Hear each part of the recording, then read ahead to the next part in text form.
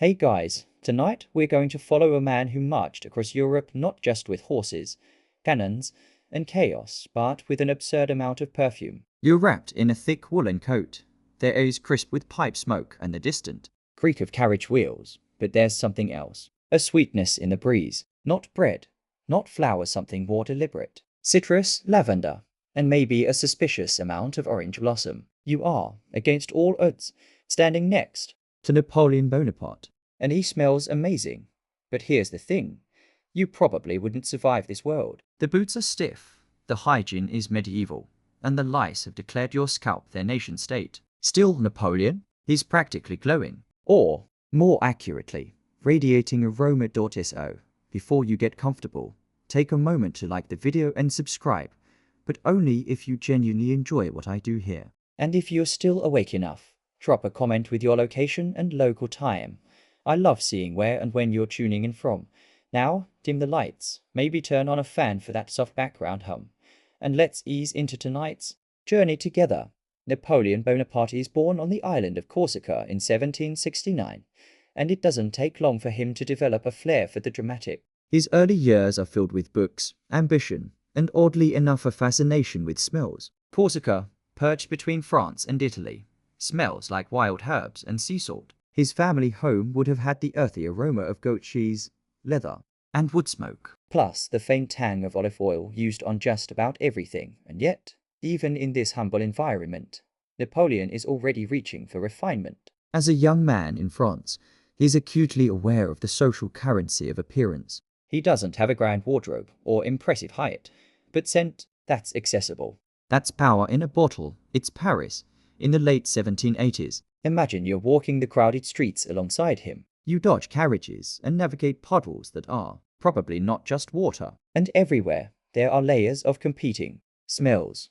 Roasting chestnuts, horse manure, overripe fruit, and something distinctly vinegary, but inside the perfumery's different world entirely. Bottles lined up like little stained glass windows. Labels with grandiose names like Eau de Vie Breuil or Elixir de Rome. Napoleon lingers in these shops the way some people hang around bookstores today. It's peaceful. It's intoxicating, and it's the one space where he isn't judged for his accent, his origins, or his lack of aristocratic polish. Perfume, in 18th century France, is a silent passport. You may not have a title, but if you smell like royalty, people pause. They reconsider.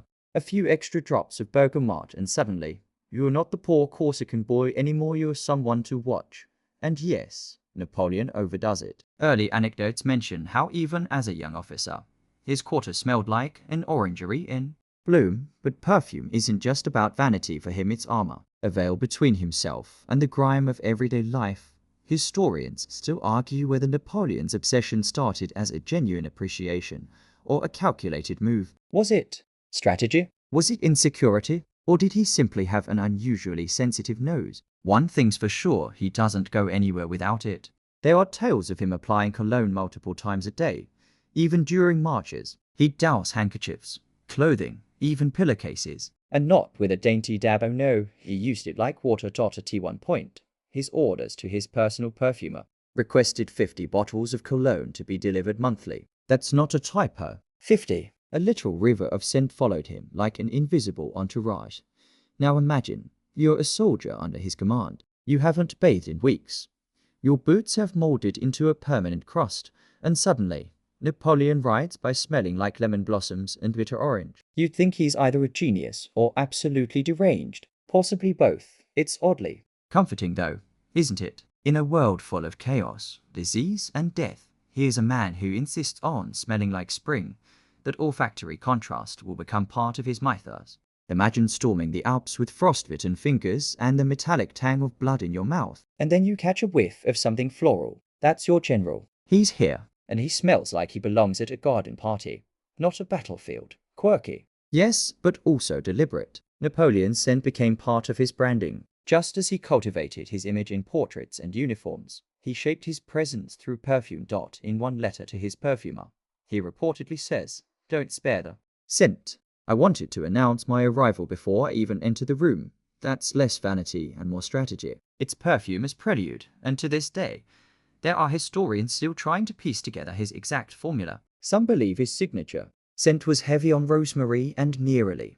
Others argue for more woodsy notes. The debate rages on in perfume circles. Yes, that's a thing, but for Napoleon, it wasn't about the notes, it was about the memory. He once said that smell is the sense most closely tied to memory, and that a great leader should never be forgotten. So, in these early years, long before Waterloo and Elba and the fall of empires, Napoleon's legacy is already bottled. Every time he opens a vial, he's rewriting who he is. Not the boy from Corsica, not the short officer, but the man who will one day crown himself emperor, all while smelling suspiciously like a citrus orchard on vacation. You're walking through the salons of 18th century Paris now, where everyone's hair is powdered and opinions are even louder than their perfumes. Welcome to the age of enlightenment, where you can debate Rousseau, sip dubious wine, and still have absolutely no idea what a bath is.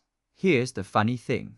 Cleanliness, as we think of it today, wasn't particularly in fashion. Sure, people loved the idea of cleanliness, but not the water part. Bathing too often. Dangerous, they said. Opens the pores to disease, they warned. So instead, they cleaned by layering. Not just garment scents. Perfume in France wasn't just a luxury. It was a workaround, a national coping mechanism.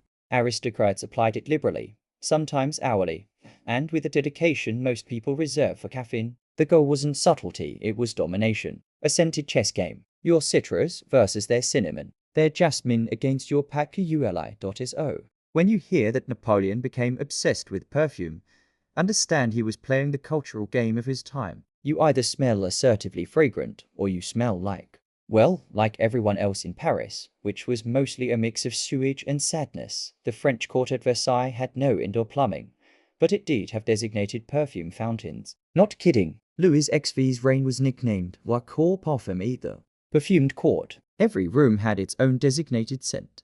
Lavender for the king's chambers, rosewater for guest rooms, and possibly desperation for the hallways. This cultural emphasis trickled down slowly to the rising bourgeoisie, and as a military man climbing the social ladder, Napoleon took note. He couldn't match the aristocrats in bloodline, but by smell. Oh, he could dominate. And he did. The most popular fragrances of the time weren't flowery in the way you might expect. They were sharp, herbal, spicy. Think rosemary, myrtle, citrus peels, and cloves. A perfume called Hungary Water, made with rosemary and mint, was considered medicinal. Splash it on, and you might live forever. Or at least smell like you could. Here's where it gets quirkier. Some scents were used not just on the body but on furniture. You perfume your gloves, your letters, your fans. Even dogs got a spritz. If you were really high-end, your wig. Powder came scented. This all created a city where smell was a kind of communication. Stroll past someone, and they could tell whether you were fashionable, poor, mourning, or recently ill. There were even perfumes for specific moods. Parfum Pour la Melancholie, for example, was a blend meant to combat sadness. Spoiler, it mostly just gave you headaches. Historians still debate how much this perfume culture influenced daily behavior. Did people really skip bathing because of scent availability? Or was it simply the lack of plumbing and cold winters? Some say scent obsession was a mask for decay. Others argue it was an extension of French artistry and ritual. Either way, noses were working overtime. Let's zoom in on Napoleon's early military years. He's a young artillery officer, often mocked for his accent and stature. He's got ambition oozing out of his boots, but still needs to craft an identity. That's where scent comes in, not just as camouflage, but as a psychological weapon. Imagine walking into a military tent full of unshaven officers and stale boots. And then there's Napoleon, who smells like a citrus grove and powdered lavender. Instantly, he's not just different, he's disarming. Scent becomes his calling card, a soft power flex in an otherwise brutal world. One general at the time complained that Napoleon left a sickly sweet odor wherever he went. But the comment wasn't entirely critical, it was said with a touch of awe, like the scent had arrived before he did. Napoleon made his presence felt before a single word was spoken. And no, this wasn't always subtle. Reports suggest he'd reapply several times a day, up to a dozen splashes or more. He didn't dab behind the ears, he practically bathed in the stuff. A bottle a day wasn't unheard of. The real twist, he didn't always wear it in the traditional sense. Sometimes he soaked his gloves in cologne, or poured it onto cloth tucked beneath his military coat. This made it linger not just on him, but in the air around him. You weren't just shaking hands with Napoleon, you were stepping into his atmosphere, There's a story half folklore, half memoir that when Napoleon entered a room, the scent of orange blossom filled it so completely that people started checking for actual fruit. And when he left, It clung to the walls like a ghost in velvet slippers. Of course, some of this may be myth. But even myths carry truth. And the truth here is simple. For Napoleon, perfume wasn't just about smelling nice. It was identity. It was memory. It was power. And if that sounds dramatic, remember this is the same man who later crowned himself emperor. Subtlety was not his preferred mode of operation. By the time he begins his major campaigns across Europe, he is already a fully scented force. Soldiers start recognizing the smell. Officers know when he's nearby. And the perfume, It's not just any blend. it's custom, hand-mixed. And spoiler, it's about to get very, very specific. But we'll get to that next time. For now, just picture it. A young general in a battlefield tent, quill in hand, maps spread before him, and they are thick with the scent of neroli, rosemary, and distant ambition. You've followed Napoleon through his scented adolescence, and now you're standing at the doorstep of his personal olfactory revolution. Because what's an aspiring emperor to do when the local apothecary no longer meets his aromatic ambitions? He hires a man with a better nose. Enter Jean-Louis Fargen, the perfumer who would go from royal supplier to Napoleon's full-time scent sorcerer. Fargen isn't just any perfumer. He's the elite. His family has been blending and bottling fragrances since the days when Louis XIV was still worrying about how to hide his wick powder from the pigeons. Fargen supplied Queen Marie Antoinette with delicate floral blends and court-friendly sachets even as the world outside Versailles started sharpening its pitchforks. So naturally, when a sharp-eyed Corsican officer with delusions of grandeur Comes calling. Fargen raises an eyebrow. But Napoleon doesn't flinch. he knows what he wants, and it's not subtle. Citrus forward, herbal, something that says, I'm here to conquer Europe, but would also enjoy a nice orange grove afterward. And to Fargen's credit, he delivers. Their partnership becomes legendary. Fargen develops what many believe is the earliest version of Napoleon's iconic scent, later known as Eau de Cologne Imperial. The base, neroli oil from orange blossoms, lemon zest, rosemary, and a whisper of cedarwood enough to say, I Know what a battlefield smells like. But I don't have to live in it. Napoleon orders it in. industrial quantities. You are not exaggerating when you picture a battlefield carriage with crates labeled fragile. Do not crush the imperial Aura. The man douses himself before meetings, before battles, after battles, and sometimes, presumably, while mid-battle. Fargen doesn't just bottle cologne, he becomes part of Napoleon's image-building machine. Every drop reinforces the myth. This general doesn't just defeat armies, he smells good doing it. And not good in a tavern was clean last week kind of way. Good in a custom, elite, lemon-bathed way. And yes, people noticed. Some found it charming, others found it confusing. A British officer once joked that Napoleon's scent must be a form of olfactory warfare, because even before the drums Sounded, the air had already turned floral. Now imagine you're Fargen, receiving frantic letters from the front lines, send more. I'm almost out. Gallons, not bottles. At one point, Napoleon's orders reached such scale that Fargen had to recruit additional distillers just to keep up. Think about that. In the middle of Europe burning itself alive, there's a man whose job it is to secure bergamot oil for. A general with a sensitive nose. Historians still argue whether this was excess or genius.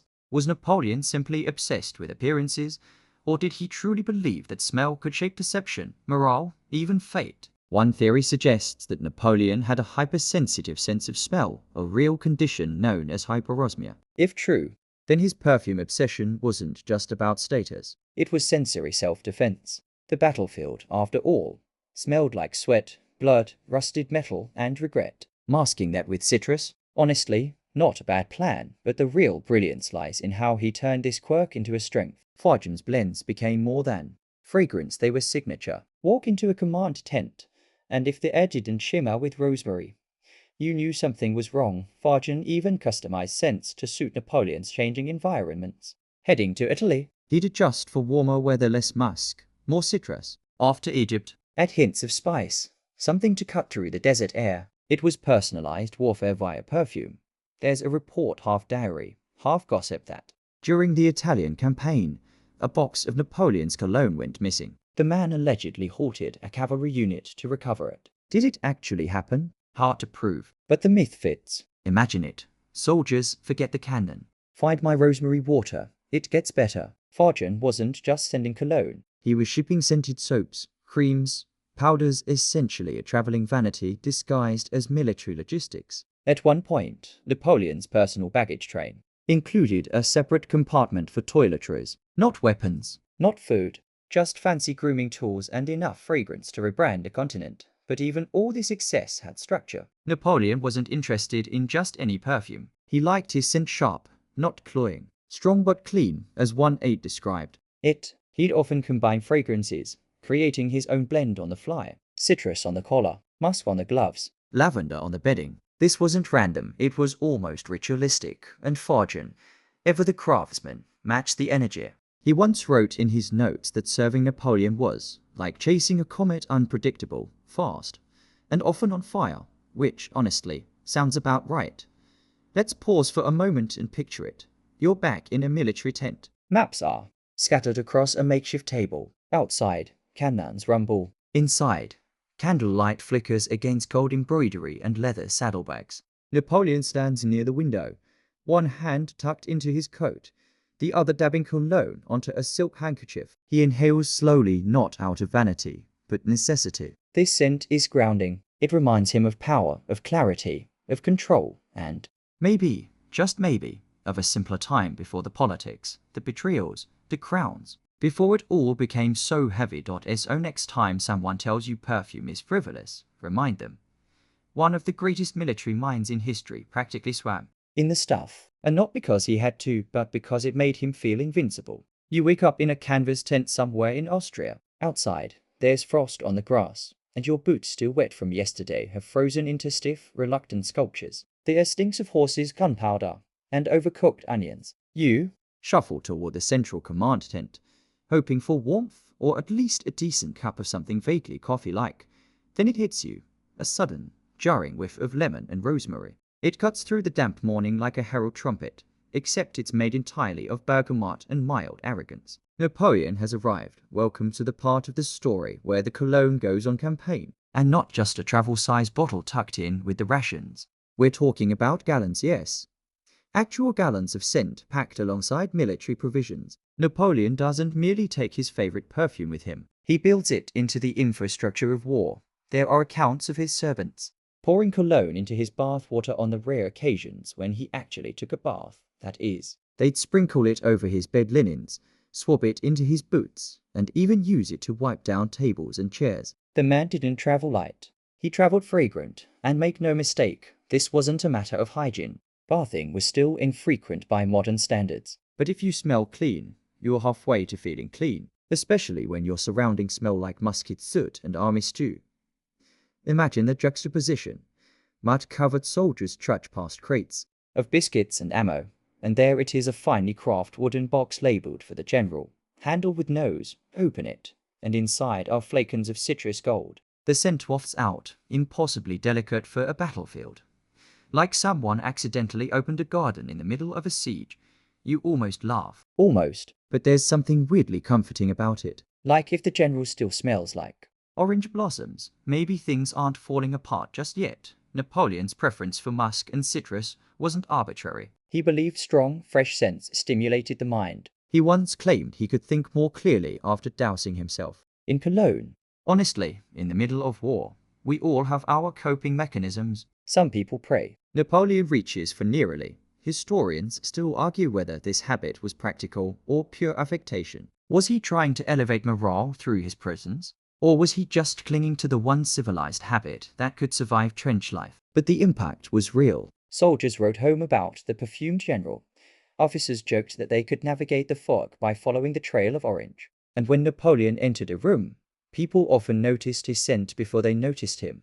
A lesser-known tidbit. Napoleon allegedly avoided strong floral or sweet perfumes. He found them too feminine, too cloying. His ideal scent was clean, sharp, herbal, masculine, but in a refined, imperial way. Think less boudoir, more lemon tree with a saber, of course. This also gave rise to some eyebrow-raising logistical issues. You can't exactly stop mid-campaign to restock essential oils. So Napoleon had his perfumer PI package his custom blend in carefully measured bottles, tightly sealed, double-wrapped, and sometimes stood next to the wine. Priorities, you see. There are letters in which he writes things like, I need more cologne at once. Send it to Strasbourg, care of the quartermaster.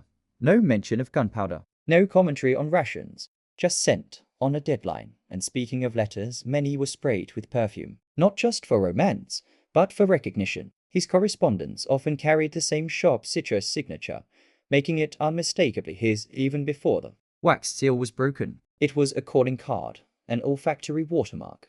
You might think this would seem strange or excessive to his peers, but it really didn't. In that era, perfumed letters were as normal as emojis are today. The difference was Napoleon's intensity. Most people used a hint. He weaponized it. It wasn't all lemon and laurels, though. There are records of aides begging him to ease up on the scent in enclosed carriages. One aide wrote that traveling with the emperor was like riding in a bottle of eau de cologne, refreshing at first, then overwhelming, and finally disorienting. But Napoleon didn't care. In fact, the more chaotic the campaign became, the more he seemed to rely on the ritual. In the frenzied days leading up to battles, he would reapply multiple times, sometimes after pacing his tent alone for hours. It was almost meditative. The scent marked a shift from planning to action, from man to myth. And yes, there were accidents. On one notable occasion, an officer mistook Napoleon's cologne for medicine and drank it. He reportedly felt awfully clean on the inside, and then vomited into a pair of cavalry boots. Military records aren't clear on whether he was promoted or demoted for this incident. Quirks aside, this perfumed presence became a trademark. It offered soldiers a strange sense of stability. Amid the chaos of cannon fire and muddy boots, at least he smelled like he had a plan, and maybe that was the whole point. To project calm, to appear untouched by the grime and fear that coated everyone else. Napoleon wasn't just conquering lands, he was conquering sensation. Where others flinched, he dabbed cologne. It's easy to scoff now, picturing a general with one hand in his coat and the other holding a crystal perfume bottle. But maybe scent gave him what armor could not, a sense of control, a breath of clarity when the world reeked of blood and smoke. So, next time you see a battlefield painting of Napoleon stern, silent, hand tucked in, gaze piercing the horizon, just imagine that 5 seconds earlier, he probably drenched himself in lemon-scented resolve. You are now deep in enemy territory figuratively. That is wading through the smoke and stench of an early 19th century battlefield. The ground is soft with mud and muskets, the air thick with sulfur and sweat, and the soundtrack is just cannon fire interrupted by men shouting about the state of their boots. You can't smell victory, not exactly, but you can smell Napoleon. Because while the world around him is literally exploding, the man still smells like bergamot and rosemary. This is where scent becomes something stranger, survival gear. Think about it. The battlefield isn't just visually chaotic, it's a sensory overload. The sharp tang of gunpowder in your nose, the warm, metallic taste of adrenaline on your tongue, and 100 unwashed bodies crashing into one another. Like a cologne commercial gone terribly wrong. And yet, here comes the general, wafting in like the closing act at a citrus harvest festival. It's comically out of place and also somehow reassuring. Historians still argue whether Napoleon's scent obsession was merely aesthetic or a genuine psychological tool. But if you think about the role of scent in regulating the nervous system, triggering memory, lowering stress, it starts to make a little sleepy sense. In moments of crisis, humans often return to ritual. Napoleon's ritual just happened to include slapping on enough cologne to season an entire province. There's something grounding about it. The same scent, every day. In the tent, on the march, in the saddle. It was his constant in a world that never stopped changing. And if you've ever worked somewhere that kept microwaving fish in the office kitchen, you already understand how important it is to control your olfactory environment.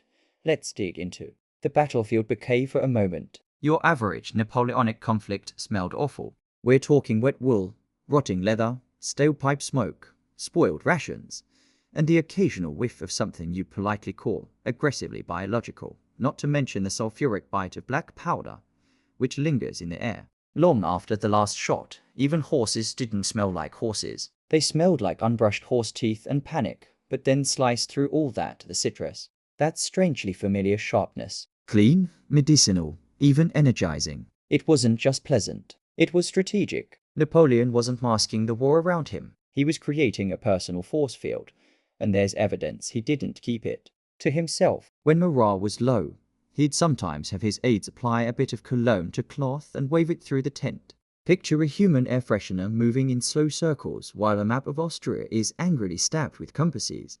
He wasn't the only one reaching for scented coping mechanisms. Some soldiers carried lavender sachets, others clung to cloves or orange peels tucked into their jackets. Little pockets of comfort in a sea of chaos, and oddly, these battlefield aromas became memory anchors. Napoleon once claimed that the scent of neroli reminded him not just of cleanliness, but of clarity. He could focus better, think sharper, command more decisively. Modern research actually backs this up some sense to enhance mental alertness and reduce anxiety. But did he know that? Probably not. He just knew that when things smelled a certain way, he felt more like himself. There's a story, one of those blurry legend meets likely truth anecdotes, that during the Battle of Marengo in 1800, Napoleon lost sight of a key outpost due to fog and general confusion. Instead of panicking, he retreated to his tent and, of course, reapplied cologne. Why? To think more clearly, he supposedly said. Moments later, he returned to the field and led a surprise maneuver that secured a crucial win.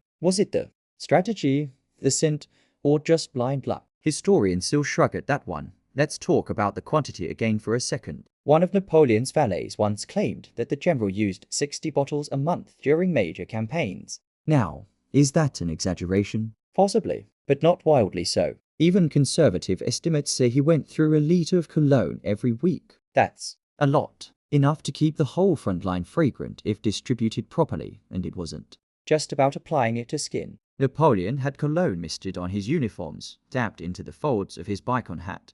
And here's a weird one: he'd sometimes soak cotton pads with cologne and place them in his boots to invigorate the step, he supposedly said, because nothing says military dominance like sandalwood foot inserts. Meanwhile, your average soldier was lucky to smell less than catastrophic. Uniforms were rarely washed, bodies even less so. And as for shoes, they smelled like defeat and trench rot. That contrast was no accident. Napoleon used his scent as a silent sign of status. He didn't just smell better, he smelled different. Unreachable, clean, composed, even elegant. Like a man untouched by the mud he marched through. And maybe that illusion mattered more than we think. Soldiers didn't want their leader to seem human. They wanted him to seem uncheckable, otherworldly, like someone who had already won. No matter how bad things looked, perfume, in that light, wasn't vanity, it was theater. Scent became stagecraft, a whisper of myth rising over cannon. Smoke. The irony, of course, is that sometimes Napoleon really was just as tired, sweaty, and stressed as everyone else. But he refused to smell like it. He refused to give that part away. Here's your new image. A general who'd ride hard into battle, dismount to confer with his officers, and between orders about artillery placement gesture calmly for someone to refresh his gloves with cologne. Priorities, always, and in that surreal blend of smoke and citrus, something rare happened. A man became a symbol, not just of power or ambition, but of control in a world gone off the rails. Next time you're fighting your own personal Waterloo, say, a particularly aggressive to-do list, or a Monday that feels like a siege, consider taking a page out of Napoleon's playbook. Spritz, breathe, and charge. You're back in the general's tent, candlelight flickering over worn maps and silver inkpots. The battlefield is quiet for now, and Napoleon is hunched over his desk, scribbling away. But this isn't a war dispatch. It's a letter, and the scent of lavender drifts gently from the paper. Yes, even Napoleon's letters were perfumed. Not with a quick spritz from a random bottle, but with a deliberate, ritualistic dabbing of his signature citrus-lavender blend. Each letter was more than ink on parchment, it was scented strategy. Because in his world, even written words travelled with their own aura. This wasn't uncommon at the time. High society loved a good perfumed letter. The wealthy kept bottles on their writing desks alongside wax seals and monogram stationery. There were even specific perfumes designed for correspondence, lighter blends, meant to last through the post without choking the recipient upon opening the envelope. But Napoleon took it to another level. His letters smelled like him. Whether sent to generals, politicians, or lovers, each one carried his essence literally. You'd know the moment it was opened. This was from him. He might be hundreds of miles away, but that orange blossom hit you in the face like a scented slap of authority. One of the most intriguing recipients, Josephine. The two had a famously complicated romance, part passion, part Cold War with occasional breaks for dramatic love notes, and nearly all those notes, reeking of Napoleon, citrus, lavender, neroli, and the weight of obsessive punctuation.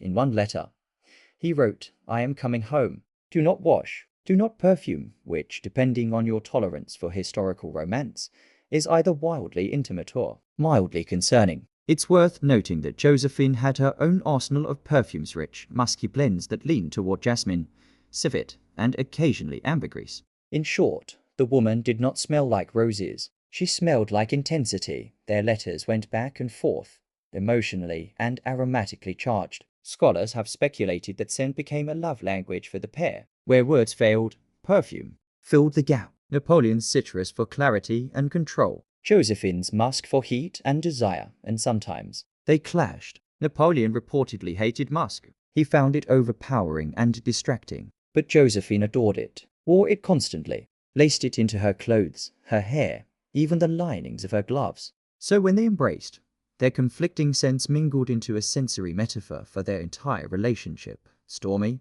layered, and just a little too strong. Historians still debate whether this dynamic was deliberate. Did Josephine weaponize musk to stake her presence? Did Napoleon's rejection of her scent reflect a deeper conflict? Theories abound, none conclusive. But what's certain is that scent was not a passive backdrop, it was an active participant in their romance, and scent traveled both ways. Josephine's own letters, too, arrived perfumed. Even after they divorced, she continued to send gifts and notes with her signature musk in tow. Napoleon reportedly kept some of them tucked in drawers long after her death, whether out of love, guilt, or just nostalgia for that particular combination of longing and animal sweat. We'll never know. But perfume didn't just live in their personal letters, it showed up in Napoleon's political and professional correspondence as well. He'd write to foreign dignitaries, and the parchment would arrive purely scented. Imagine being an Austrian minister and receiving a lemon-scented ultimatum. It says, surrender, but do so in a field of lavender. It was subtle psychological warfare, a letter that smelled like authority. Not threatening, exactly, but undeniable. You couldn't ignore it. You couldn't forget it. Just like the man who signed it. Even on the battlefield, Napoleon would draft correspondence with scented ink or write on purely scented paper. Some historians believe he had fabric-lined writing boxes that retained cologne for weeks. You could open his case and still smell his last campaign. The scent was almost like a signature impossible to forge, and this level of olfactory detail made its way into diplomatic memory. Some foreign officers wrote about his scent the way they'd describe his posture or speech. It wasn't an accessory, it was part of the man. A note in the margin, sure, but one that stuck with you longer than any treaty. One officer from Prussia wrote in his journal, he entered the room with the air of a monarch and the fragrance of a vineyard that might sound like mockery. But there's reverence in there too. Napoleon didn't conquer with brute force alone. He conquered with sensory overload. Even today, preserved letters from the Napoleonic era occasionally retain faint traces of their original scent. Scientists with access to old archives have used scent analysis to detect residual compounds, though after 200 plus years, they're more whiff than wallop. Still, the idea that Napoleon's letter smelled like him all these centuries later is kind of amazing. Like he's still here, slightly judgmental, slightly floral. One oddball anecdote from his exile years claims that he would sniff old letters to feel connected to his past life, sitting alone on Elba, or later St. Helena, breathing in old papers soaked in younger cologne. A melancholy, scented time machine, probably less effective than a ship full of loyal troops, but more portable. It's this intersection of scent, memory, and communication that makes Napoleon's use of perfume so oddly touching. It wasn't just bravado, it was connection. Across time, across war zones, through heartbreak and treaties and exile, his scent traveled with his words. A reminder, to both himself and others, that he was still him. So next time you find yourself writing an email that needs a little extra, maybe imagine you're dipping your quill into something citrusy first. Just a drop, just enough to make your inbox feel a little more. The battlefield is silent now, if only briefly. You stretch your legs beside a smoldering campfire, nursing a dented tin of something claiming to be soup. It's cold, your fingers are stiff, and a light rain has turned the camp into a symphony of squelching boots. And then, again Napoleon. Not in person this time, but in essence. The faint but unmistakable scent of neroli and rosemary drifts by. like someone opened a very confident lemon near a cannon. This is where things start to get interesting, because Napoleon's use of perfume wasn't just personal, it was political. He used scent to shape his persona, to construct an identity, to become more than a man in a uniform, to become Napoleon. Let's talk about image, the iconic silhouette, the bicon hat, the hand in coat pose. All of that was curated, but just as crucial, though less visible, was the invisible detail that lingered behind him like a loyal ghost. The scent. The world was used to monarchs who lived large and smelled vaguely of mildew and meat stew. But Napoleon, he stormed onto the stage with tailored uniforms, clean lines, and the smell of citrus-soaked ambition from his coronation in 1804 and his endless rounds of diplomatic receptions. Napoleon treated scent the way modern celebrities treat lighting, carefully, obsessively, and never by accident.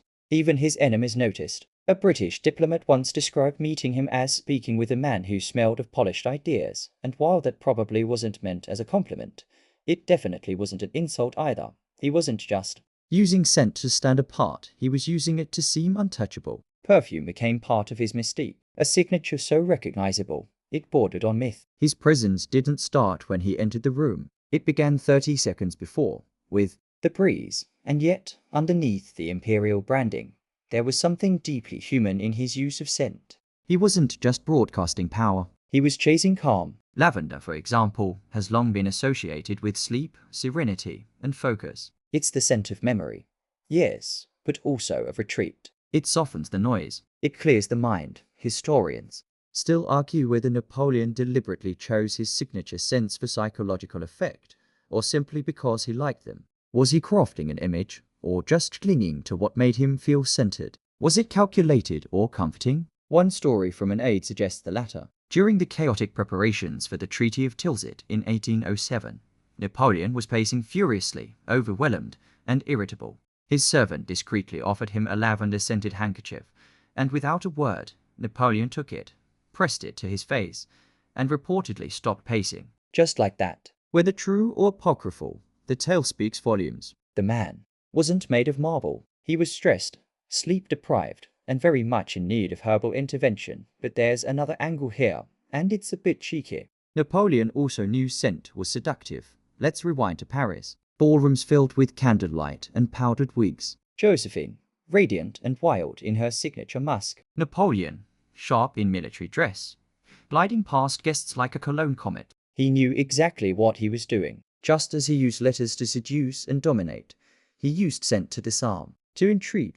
In fact, several court rumors swirled about how his scent lingered in women's quarters long after he'd left. Some claim he wore a different blend for romantic visits, something warmer, richer, slightly woodier. Whether this is true or just post-revolutionary perfume fanfiction, we'll never know. But the whispers were part of the myth, and he fueled that myth. When people complimented his scent, he often gave no direct answer. No name, no recipe. Just a shrug or a small smile. Mystery, like musk, was best used sparingly but effectively. Even his portraits reflected this idea.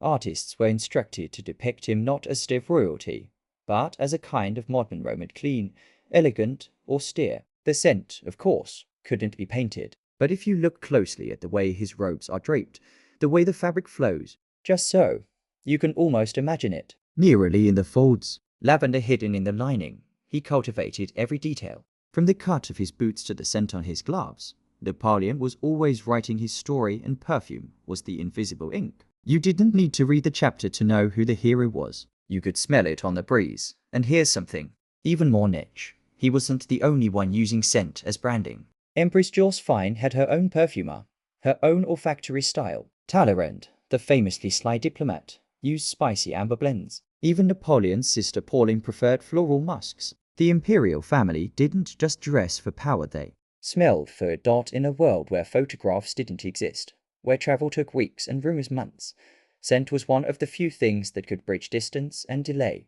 If you walked into a foreign court and smelled a certain perfume, you knew the French were involved. Scent became a cultural export, an empire that wafted. Of course, not everyone admired the effort. Some traditionalists found Napoleon's attention to scent effeminate or fussy. They preferred the gritty stink of battlefield realism. But Napoleon had no interest in smelling like defeat, or mildew, or history's barn floor. He wanted to smell like tomorrow, and in this, he succeeded. Even after his downfall, his scent lingered. Quite literally, in some places, palaces that hosted him were said to retain the smell of citrus and rosemary long after he was gone. Like a cologne ghost had wandered through and decided to stay. So the next time you spray a little too much before a first date, or catch a whiff of someone who smells strangely like control and ambition, remember, Napoleon did it first. And he did it with style, obsession, and a splash of rosemary to remind you he meant business. Now you're walking through the remnants of an abandoned French camp, ashes still warm, tin plates left in a hurry, and just beneath the smell of damp wool and gunpowder, a faint trace of something oddly pleasant. Lemon? Lavender? It's like someone spilled a cologne bottle during a retreat. And maybe they did. See, when you follow Napoleon's campaigns closely, not just the battles, but the baggage trains, the field hospitals, the daily marches, you start noticing a strange consistency, the presence of perfume. Even where you'd least expect it. The man did not leave his olfactory habits behind when he left Paris. In fact, he may have doubled down on them. By this point in his career, the emperor was traveling with a full logistical entourage. Officers, engineers, cooks, couriers, and at least one valet who knew how to pack his perfumes without breaking a bottle. Because in the 1800s, those bottles were made of delicate hand-blown glass. No TSA regulations, sure, but one wrong jolt on a bumpy alpine pass, and your signature citrus would become a very expensive puddle. So his valets learned. They wrapped the bottles in silk, stored them in reinforced leather cases, and kept them close, not with the cannonballs, not with the brandy, with the uniforms and the shaving soap tools of identity. Historians still argue whether Napoleon brought one favorite blend or traveled with several. Some sources mention multiple bottles nearly for the morning, rosemary and bergamot in the afternoon, maybe a touch of violet at night. Others claim he kept it simple, sticking to his trusted citrus lavender mix at all hours, even during 3 AM cannon inspections. The truth, probably somewhere in between.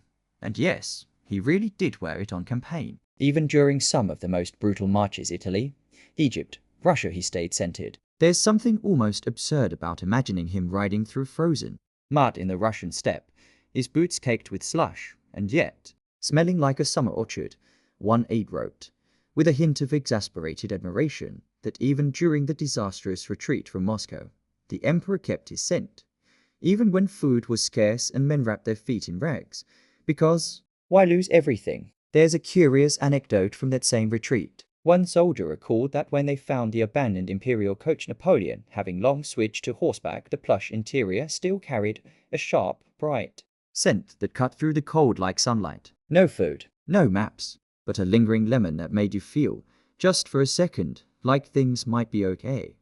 That's the strange power of perfume, isn't it? It isn't just about how you smell to others, it's about how you feel in your own skin. For Napoleon, it may have been one of the last ways to assert control when everything else, the weather, the enemy, his own army's morale was slipping through his fingers. And he wasn't alone in this habit. Other military leaders, inspired or perhaps intimidated, began to follow suit. Officers started traveling with scented handkerchiefs or perfumed oils. Some did it to impress, others, reportedly, just to mask the smell of wet leather and unwashed tunics. But perfume on campaign wasn't purely about vanity. It was also practical. Remember, in the early 19th century, personal hygiene was, let's say, a flexible concept. Bathing was rare, soap wasn't always available, and after a few weeks in the field, your options were stink like everyone else, or carry a portable cloud of citrus. Mercy. Napoleon chose mercy. He wasn't masking shame, he was claiming identity. His scent said, I am still Napoleon. Not just a man in a tent. When your empire rides on perception, even your smell becomes part of the propaganda. There's an oddly moving account from a young drummer boy who was once summoned to play for the emperor during a lull in battle. The boy later said he remembered little of the music, but could still recall the strange, clean scent that seemed not of war, but of something peaceful that might sound like poetic embellishment. But in a world of smoke, blood, and gun oil, a whiff of lemon could feel like a miracle. Sometimes the perfume wasn't just for him.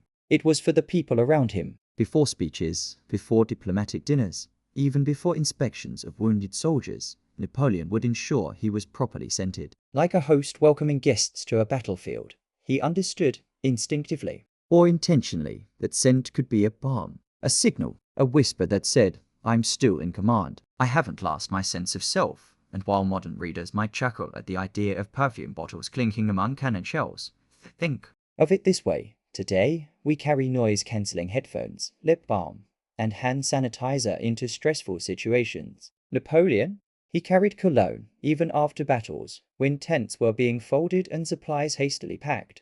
His valet reportedly made sure the perfume case was secure. Not just the medals, not just the maps. The scent came too. because some things were Non-negotiable. One could argue it was an extravagance, that the scent had no place among the wounded, the frostbitten, the dying. But then again, maybe that's exactly where it belonged. Maybe, in a world that reeked of loss, Napoleon's perfume was his strange, defiant offering to hope. There's a quiet dignity in that. A man sitting in a collapsing command tent, pouring a few drops of bergamot into a frayed handkerchief. Not to impress, not even to soothe. But to remember who he is, because memory, like scent, is stubborn. You can forget the shape of a uniform, the sound of a speech. But one whiff of something familiar, and the world comes rushing back. Maybe Napoleon knew that. Maybe he counted on it. So as you settle deeper into your blanket tonight, think about that, how even in the mud and misery Of a military campaign, he kept something beautiful close. not armor, not a sword, Just a small glass bottle filled with sunlight. Your boots squish through early morning mud as you pass rows of soldiers sharpening bayonets by lantern light. Someone's cooking what they insist is soup, but you're not convinced. and there, walking briskly between regiments with hands clasped. Behind his back is the unmistakable figure, short, focused, utterly unimpressed by weather or morale. He pauses, nods to an officer, and as he moves on, you catch it again. That scent. Clean. Herbal. A whisper of citrus, lingering longer than he does. By now, the scent of Napoleon was as expected as his commands. It followed him into strategy. Meetings, battlefields, even into dreams. But what happened when the perfume lingered longer than the man himself? Let's rewind a bit. 1814. After years of victorious campaigns, the tide has turned. Coalition forces close in. Napoleon's hold on Europe is cracking like old porcelain. And finally, reluctantly, he abdicates. The great emperor boards a carriage for Elba, the tiny Mediterranean island where France's once mighty ruler becomes A sort of glorified local manager with excellent landscaping. You might expect him to leave the luxuries behind, right?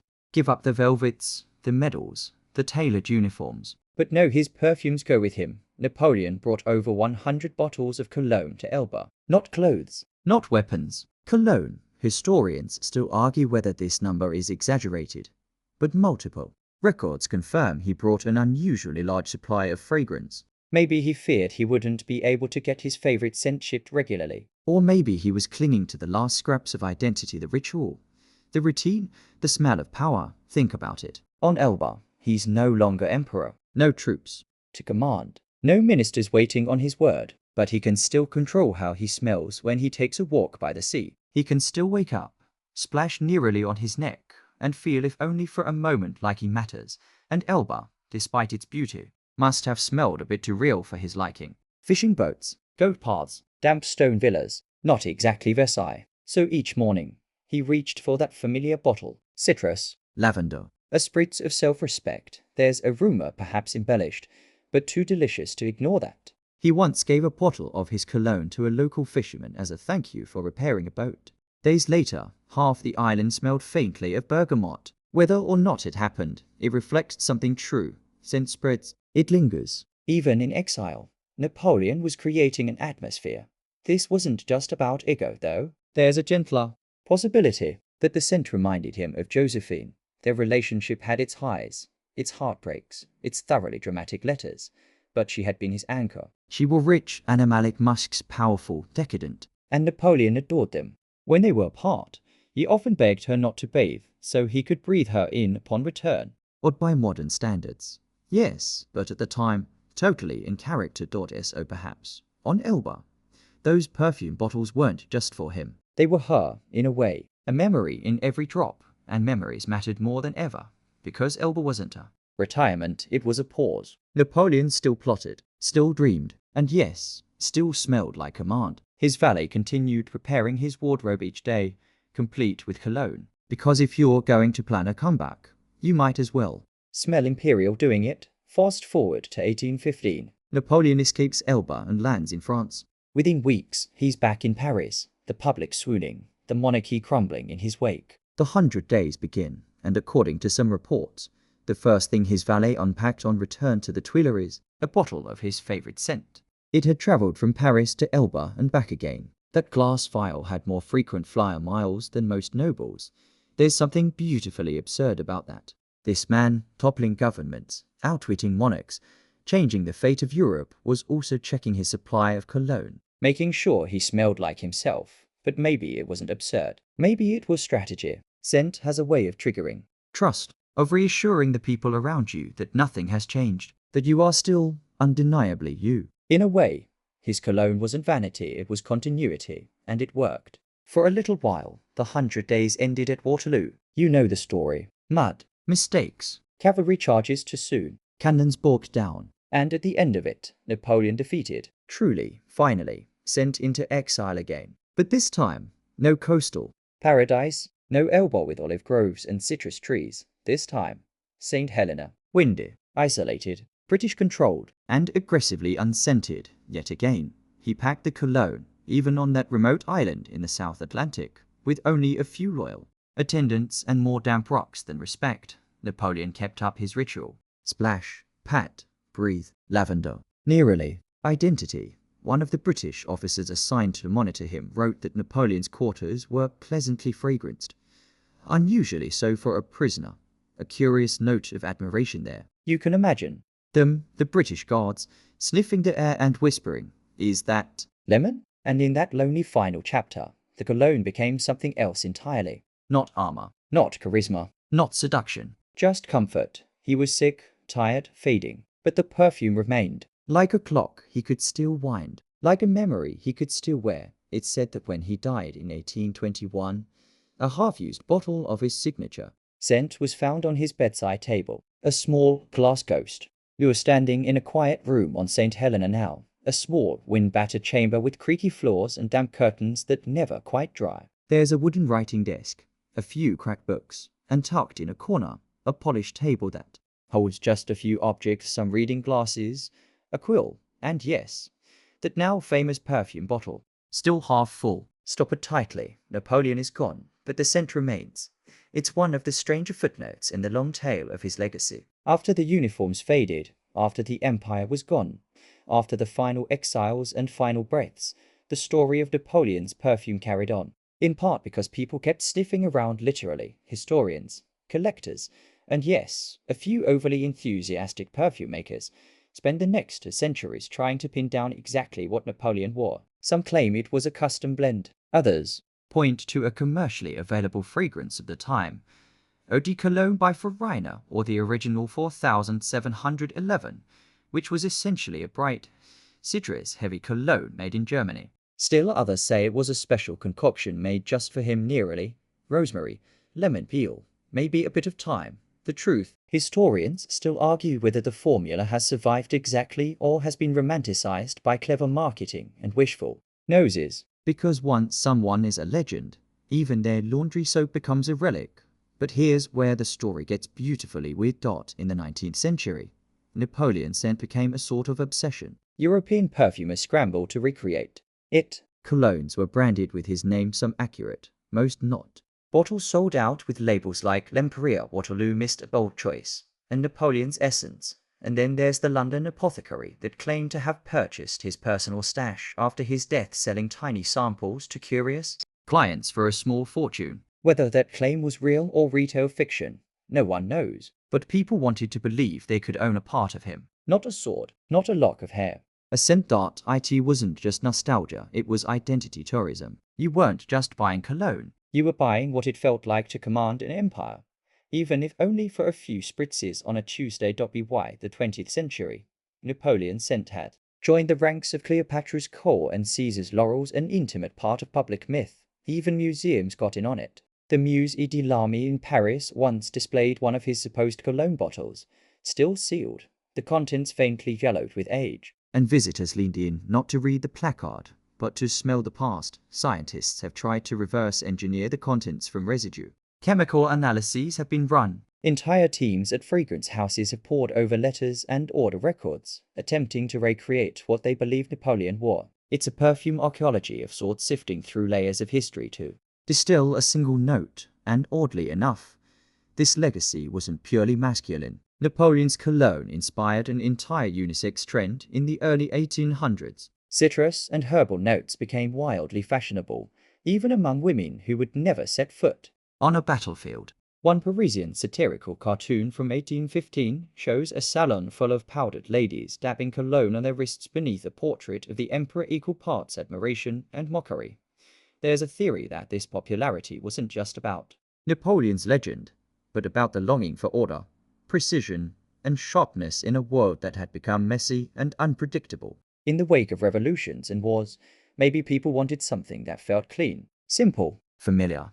And what's more familiar than scent? One modern perfumer described Napoleon's blend as sharp but fleeting, like lightning through fog. That's poetic, sure, but it also captures something essential about him. That strange balance of boldness and fragility, because for all his armor and ambition, Napoleon was also deeply human. Vain, sentimental, repetitive in his rituals. He loved his comforts, hot baths, silk handkerchiefs, roasted chicken, and perfume. In fact, there's a well-documented note from one of his attendants during the 1806 campaign in Prussia that Napoleon insisted on a fresh shirt and cologne, even when there were no clean uniforms left. He wore a crisp linen undergarment with lemon and rosemary cologne, then layered the same mud-splattered uniform on top. Practical? Not exactly, but in his mind, it made a difference. And when you think about it, don't we all have those little rituals? Things we do to feel grounded when everything's chaotic. A favorite mug, a certain playlist, a pillow that must absolutely face east. Napoleon had cologne, of course. Over time, his obsession became legend. His 60 bottles a month comment, probably an exaggeration, still gets quoted at perfume counters today. And while that number might have been closer to 6 than 60, it speaks to how deeply this habit embedded itself in his story. Even today, you can find boutique perfumers who claim to sell Napoleon's true scent. The accuracy, debatable. The devotion, unmistakable, because here's the thing, scent makes memory stick. It's one of the few senses that hits your brain without needing translation. One whiff of lemon or rosemary, and you are not thinking of Napoleon, you're there. You're in his tent, ducking your head to avoid the hanging maps. You're stepping through muddy grass as he inspects his men. You're leaning closer as he signs a treaty with ink-stained fingers and a fragrance trailing from his cuffs. Even in death, Napoleon knew this power. He requested to be buried in his uniform, with his medals and, some say, with his favorite cologne dabbed on the fabric. Whether the British honored that request on St. Helena remains unclear, but someone remembered. Someone cared enough to record it. And so, that little glass bottle less than a pound in weight became a time capsule. A bottle that outlasted his empire. A scent that outlived the scent's creator. So tonight, as you rest deeper into your pillow, imagine a breeze. It's not carrying cannon fire or royal decrees. It's just carrying something small, light, and clean. The echo of a lemon grove, a drop of memory, drifting through time.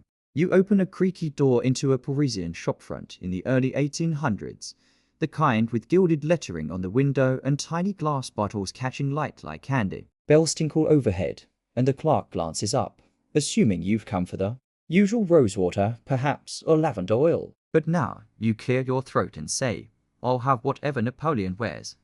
This wasn't fiction. It was the start of a full-blown perfume phenomenon. After Napoleon's rise to power, fragrance culture in France didn't just expand, it exploded. And not in the delicate way jasmine flowers do. No, this was a commercial boom. Perfume became not just fashionable, but political. To smell like Napoleon was to smell like order, ambition, conquest, and to a surprising degree, cleanliness. Because remember, the man had very specific opinions on hygiene. He hated strong body odors. Despite the popular belief that the 18th century reeked of unwashed aristocrats, Napoleon broke with that. He bathed often, sometimes twice a day, and his bathtubs were always prepared to a precise temperature, sometimes with herbs floating on the surface.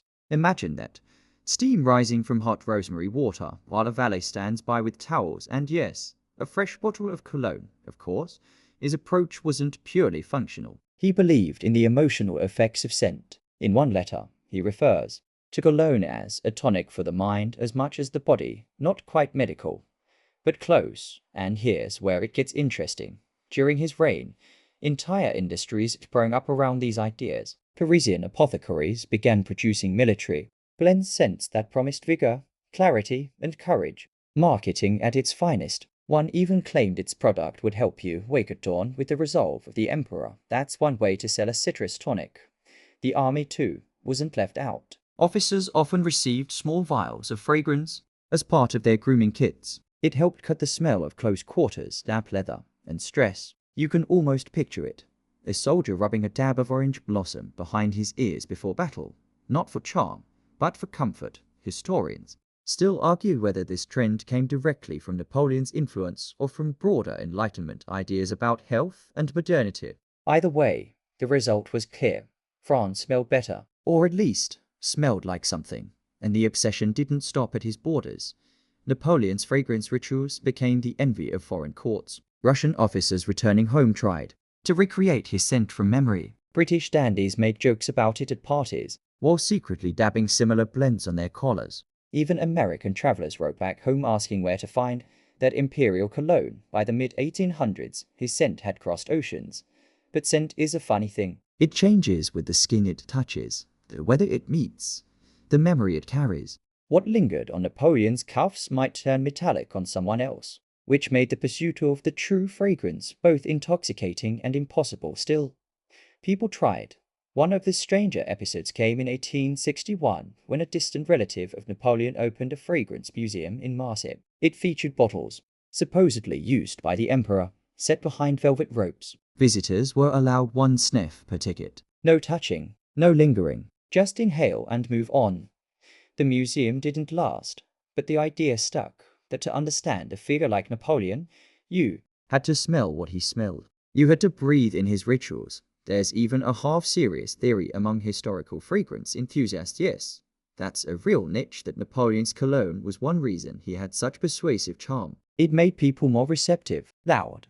Their defenses gave the illusion of confidence. Modern science, surprisingly, doesn't entirely dismiss this. Studies have shown that certain scents, especially those with citrus and herbal notes, can subtly influence mood, making people feel more alert, more positive, even more trusting. So maybe Napoleon wasn't just masking sweat. Maybe he was crafting ambience, not that he'd ever admit it. To him, it was practical, routine, a step between shaving and putting on his boots. But his valets knew better. They kept detailed notes on the cologne supply. Replacements were ordered monthly. Bottles were wrapped in velvet cloth for travel. And if a shipment was delayed, well, let's just say nobody wanted to be on cologne duty when the emperor's nerves were frayed. Even after Waterloo, when his world was falling apart, the scent ritual stayed the same. Before signing the abdication, he reportedly splashed cologne on his wrists. A tiny act of control in a moment of surrender. And when he boarded the British ship to exile,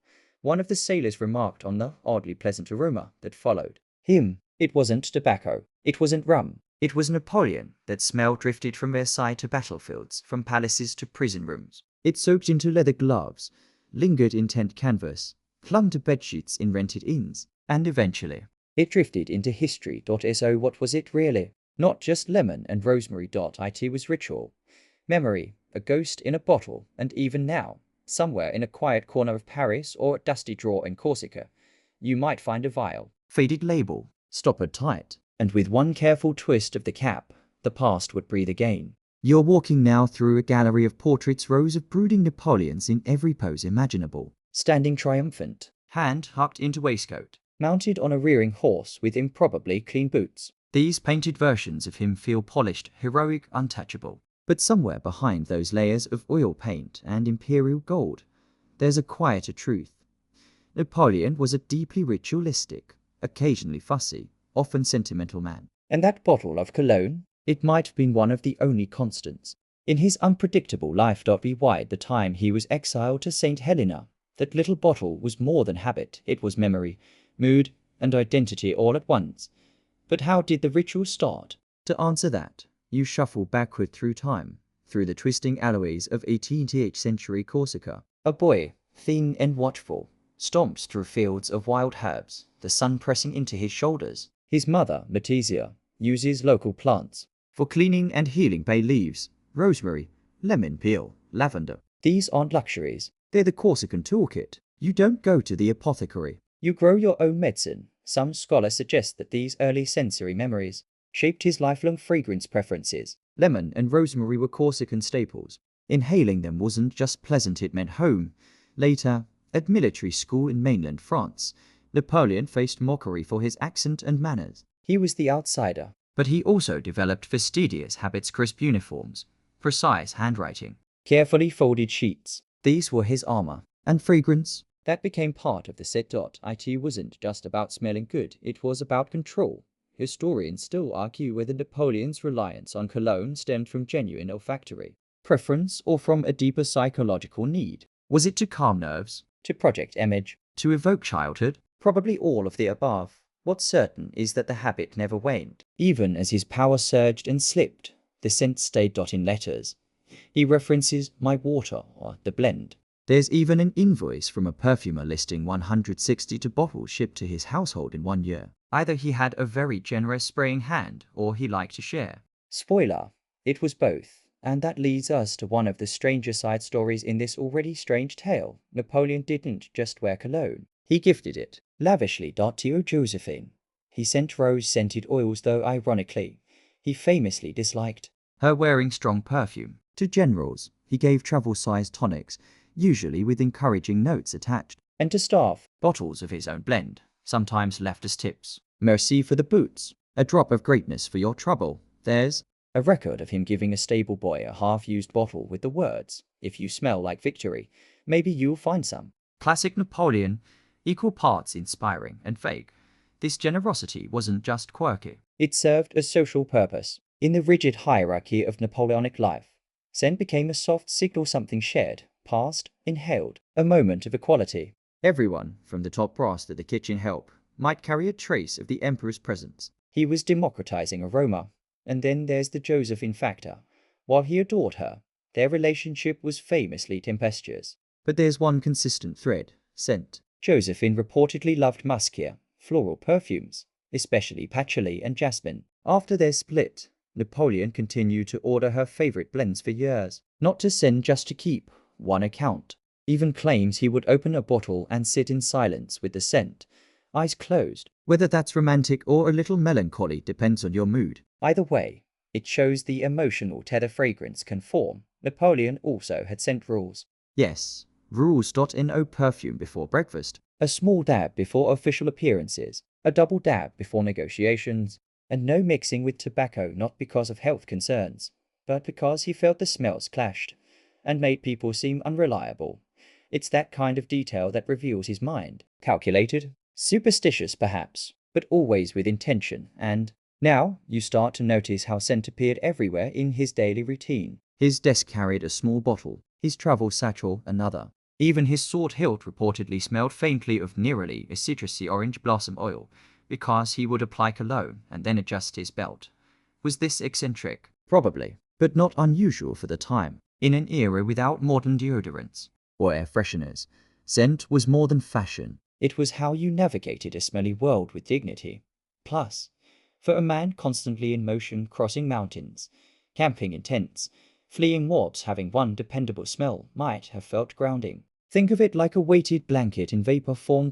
So you're starting to see that this wasn't just about smelling nice on the battlefield. It was about identity, intimacy, nostalgia, and power. Distilled.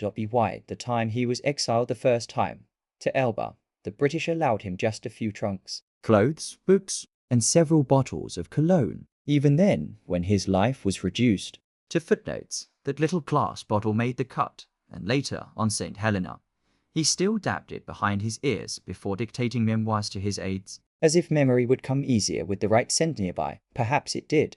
You're pacing now on the damp stones of St. Helena, waves breaking against jagged cliffs below. The sky is a smudge of grey, and the wind smells of salt, mildew, and moss. Far from the silk and sunlight splendor of Paris, this is the smell of endings. And yet, strangely, there's still a trace of bergamot in the air. Because yes, even here, Napoleon wore his cologne. His final exile didn't break the habit. If anything, it made him cling tighter. Picture it. Longwood House, his creaky, rain-lashed residence on the island. the wallpaper peeling, the damp creeping into the floorboards, his health declining, his world shrinking. But on his dressing table, among a scattering of writing tools and a few personal books, sits the familiar glass bottle, always within reach. Servants noted that he continued to apply cologne daily, sometimes several times a day, even when bedridden. He'd rub it into his temples when migraines hit. He'd sniff it absent-mindedly between thoughts. In moments of melancholy, he'd unstop the bottle and simply breathe. It's oddly touching. Here is the former emperor of the French, conqueror of half Europe, reduced to pacing the same corridor for exercise, still insisting his collar smells of citrus and herbs. The world may have turned its back, but at least he still had rosemary. This devotion wasn't practical anymore, it was ceremonial. One final vestige of his old life, and perhaps more telling than his memoirs. Historians still argue whether this fixation in exile was a sign of declining sanity or simply a coping mechanism. Some suggest he developed an emotional dependency on the smell, treating it like a talisman. Others think it was part of maintaining personal dignity in a place designed to erase him. Whatever the reason, the effect was noted by all who visited. British officers remarked on the sharp, pleasant aroma in his study. His doctor, Dari O'Meara, recorded how Napoleon would often interrupt their conversations to reapply cologne, dabbing it behind each ear with near mathematical precision. His valet, Marchand, once quipped, "Even if the world forgets him, the house will always smell like him." A strangely poetic way to be remembered. By this point, Napoleon's health was deteriorating. Stomach pains plagued him. His sleep was irregular. His skin paled. And yet, the cologne ritual stayed sharp. When he could no longer dress himself, he instructed his valet precisely where and how to apply it. Behind the ears, the throat, the wrists, never too much. It had to feel like habit, not desperation. This small performance became a kind of theatre of memory one man plays for an audience of ghosts. Every whiff was a scene change. A cavalry charge, a Parisian salon, a stolen kiss in a hallway, and then came the final days. As he slipped in and out of consciousness, his attendants still applied his cologne, whether out of respect or routine, no one's quite sure. The room smelled not of sickness, but of citrus and vetiver, clean, controlled. Napoleon to the end. When he died in 1821, at age 51, he left behind the usual relics, uniforms, medals, letters, and an entire chest of unopened cologne bottles. Some say he hoarded them. Others believe he planned to be buried with one. His final inventory lists them rows of glass vials wrapped in linen, each marked eau de cologne, Fargen, for a man reduced to island exile. It was an almost absurd luxury, but also deeply human. Even now, when historians discuss his legacy, his military tactics, his law codes, his iron, will rarely do they mention the bottles. But maybe they should, because long after the gunpowder faded and the proclamations yellowed, that scent lingered. It seeped into his clothes, into the wooden drawers, into the memories of everyone who served him, and, oddly enough, even into the politics of scent after his death. Perfumers across Europe began advertising Napoleon's original blend. Most were cheap knockoffs, but a few, like the historic Farina House in Cologne, claimed to have preserved the authentic formula. One blend, citrus heavy, with subtle lavender and rosemary notes, is still sold today under the name for 711. Not exactly subtle branding. Was it truly his? Maybe. Maybe not. But it doesn't matter, because in a way, he succeeded. He made scent part of his story. And what other historical figure can say that? He didn't just want to rule history. He wanted to haunt it softly, from behind a gentle cloud of lemon and myrtle. As one visitor to Longwood wrote, there is nothing left of him but clothes and a strange, pleasant scent in the air. It's as if he's only just stepped out of the room, and you imagine it now. The ghost of Napoleon, forever pacing in silence, his footsteps cushioned in wool slippers, his collar starched just so, and the faintest breeze carrying the scent of his empire, bottled and eternal. You're back now in the gentle hush of Longwood House, where the wind rattles shutters and the floorboards creak like distant drum rolls. There's a strange kind of quiet here, the sort you only find in places where important people once paced. And though Napoleon's body no longer occupies these rooms, the scent still lingers in imagination, thick as memory after his death in 1821. The question wasn't just where he'd be buried, it was how. And perfume naturally had a role to play. The debate over Napoleon's embalming is one of those odd footnotes in history, the kind that keeps scholars up at night, possibly with a hint of lavender on the breeze. His body, you see, remained remarkably intact for someone without access to the best embalming materials. For years, this naturally prompted whispers and head-scratching. Some claimed he had been secretly embalmed using imported Egyptian techniques leftovers from his earlier campaign in the land of pyramids and pharaohs. Others believed the real preservative was his favorite cologne. The idea is simple. With such a high alcohol content, usually over 70, his eau de cologne may have unintentionally preserved parts of his body after death. It's not as far-fetched as it sounds. Alcohol, after all, is a natural antiseptic. Apply enough of it, often enough, and you've got yourself a very fragrant version of mummification light. Historians still argue whether this theory holds water or Cologne, in this case. His valet, Marchand, did report applying Napoleon's cologne liberally even after death, before the coffin was sealed. Whether that was habit, reverence, or a hasty preservation attempt is anyone's guess. There's also the bizarre account from the autopsy. Dr. Antomarchi, Napoleon's personal physician, wrote that when the body was examined, it emitted a sweet, clean fragrance, no mention of decay, no repugnant odor, just a faint perfume. Perhaps the final act of a lifelong obsession, or maybe the doctor had a flair for drama. Hard to say. Still, when the British finally allowed Napoleon's remains to be repatriated to France in 19 years after his death, observers were shocked at how well preserved the body appeared. the face was still recognizable, the hands intact. Some even said he looked merely asleep. Cue the wild theories. He wasn't embalmed. One camp insists It was all the cologne. Nonsense, says another. the climate of St. Helena. Slow decomposition, and a third, more poetic group size. Perhaps even death dared not disturb the emperor. Romantic, yes. Scientific, not so much. Still, the idea of a man so saturated in scent that it slowed decay. It's the sort of fact-adjacent mystery that makes history quietly delightful. Now, imagine the ceremony of the return to France, the somber boat ride across the sea, the waiting crowds, the music, the solemn guards. And among the flowers and banners and medals, a quiet little bottle, tucked in with his belongings. It likely made the trip too, though no one recorded it.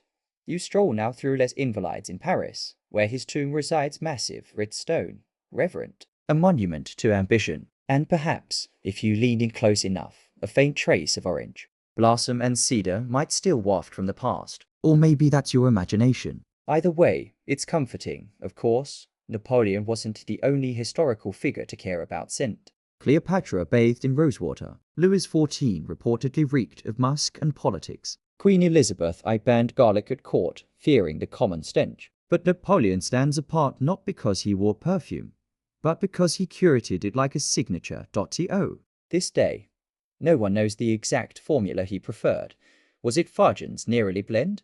Or the version from Jean-Marie Farina in Cologne, Germany? Some records hint at multiple suppliers. He may have been poly-scented, if we're being honest. A man of many notes: citrus, musk, power, and insecurity all layered together. And that legacy carries on, oddly enough, in branding. Fragrance companies today still borrow his name. Imperial this, Bonaparte that. Bottles shaped like epaulets. Ads with stormy-eyed men brooding over battle maps, all trying to bottle ambition.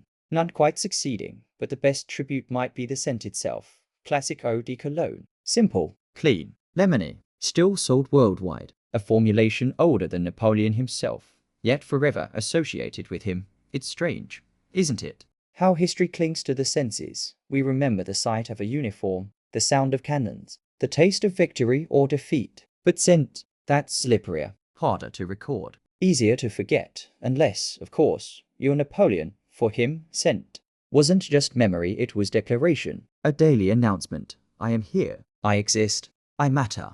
And now, long after his exile, long after the horses and hats and heraldry, that's what remains, not the laws, not the maps, not even the tomb, but the faint, persistent whisper of bergamot and rosemary on the breeze, a smell drifting gently through time. You're drifting now, drifting through corridors of memory where everything feels a little soft around the edges. The candles flicker low. The cologne is subtle, almost spectral. This is the last act in a strange, fragrant life. Napoleon Bonaparte, child of Corsica, master of empires, maker of laws, and wearer of far too much citrus, has left the building. But his scent, well, that seems to have lingered. There's something both ridiculous and beautiful about that, because really, When you think of all the things history tends to preserve wars, treaties, statues, and scandals, Napoleon's perfume obsession might seem minor, almost comical, but that's exactly why it matters.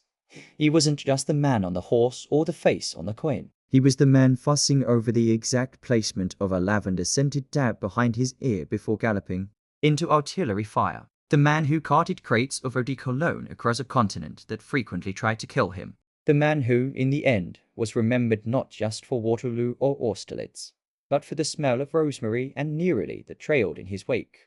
And let's not forget, this was a man who could warn the blood, sweat, and powder of his conquests like armor. But instead, he chose bergamot. He chose to walk through mud smelling like spring. Even now, historians pick apart his life like a puzzle. They argue over battle plans. They bicker about motivations. They scrutinize treaties. But somewhere, in the quieter corners of archives and private letters, there's always a mention of scent, of bottles, of preferences. We know more than we probably should about what Napoleon smelled like at any given moment. We know he disliked strong floral notes. We know he preferred citrus in the morning and muskier tones in the evening. We know that even when stripped of titles and power, he clung to that daily ritual like a lifeline. And why? Because scent is personal. It bypasses logic and dives straight into memory. You don't just wear a scent, you become it. Napoleon understood that long before marketing gurus ever put it into words. He made scent part of his identity, of his brand, if you want to be modern about it. And because of that, he became immortal. In a way few ever do. Not just remembered but felt.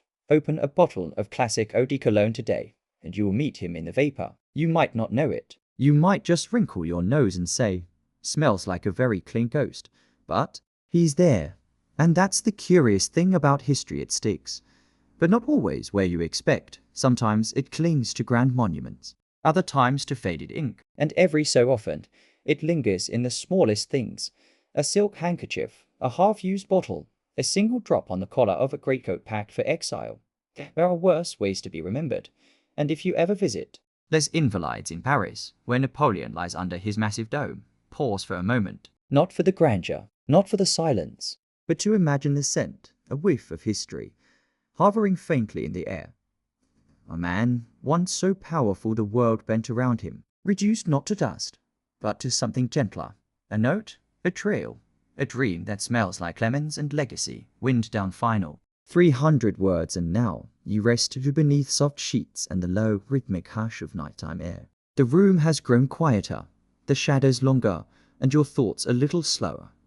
Like clouds easing across a moonlit sky, let the details fade now. The battlefields, the banquets, the lavender-scented letters. They can drift quietly into the corners of your mind, soft and harmless. Let go of the cannons, the capes, the crumbling empires. Instead, picture yourself in a sun-warmed room, shutters open to a garden full of herbs and orange trees. A gentle breeze stirs the leaves. Somewhere nearby, a glass bottle catches the light, its stopper warm to the touch. You pick it up, unstop it slowly, and take in a scent that's both foreign and familiar. Clean, calm, comforting. There's nothing left to do. No final exam. No moral to extract. Just the odd peace of knowing that even history's loudest men left behind soft echoes. Tortoise, oh, let your breath deepen. Let your shoulders sink. You are, for now, exactly where you're meant to be, curled in the present, rocked by the past, swaddled in the gentle absurdity of a French emperor who wanted to smell good forever. Close your eyes. Float, and maybe, just maybe, dream in citrus.